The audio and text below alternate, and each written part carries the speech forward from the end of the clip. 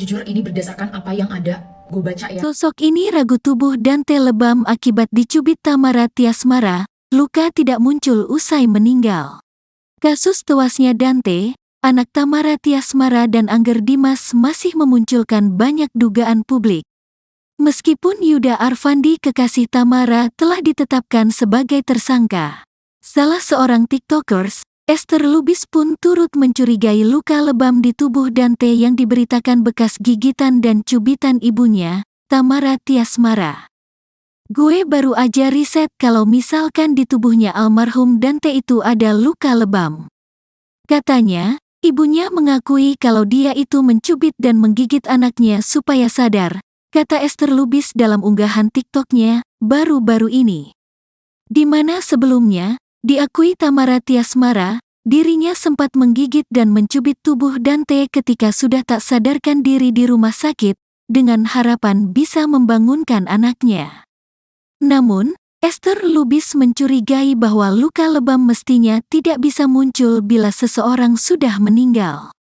Kecuali, orang tersebut sempat disiksa atau digigit sebelum meninggal dunia. Tapi, setahu gue ya sepanjang gue belajar forensik, kedokteran, kehakiman. Bahkan, gue sampai tanya teman gue luka lebam itu tidak bisa hadir kalau orangnya sudah meninggal. Jadi, harus dalam keadaan kita masih hidup terus kita diapain gitu, kata Esther.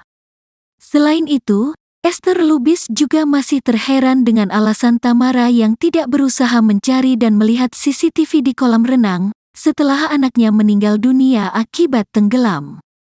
Kedua, ibunya belum lihat CCTV dari hari pertama anaknya meninggal, ujar Esther Lubis.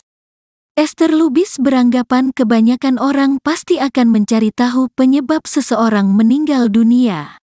Logikanya ketika ada kerabat kita meninggal hal pertama yang ingin kita ketahui adalah kenapa bisa meninggal?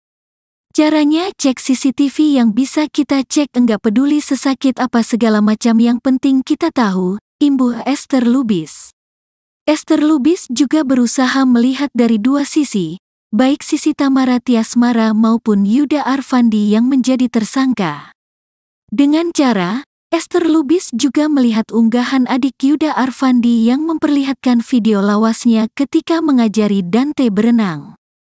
Dalam video tersebut, Esther Lubis mengakui Yuda Arfandi terlihat seperti laki-laki baik yang bisa mengajari dan mengawasi Dante ketika berenang.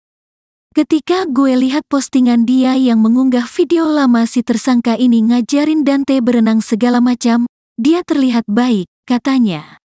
Esther Lubis juga bisa memahami bila keluarga menduga di hari kejadian itu Yuda Arfandi bukan mencoba menenggelamkan, tetapi mengajari Dante latihan pernapasan.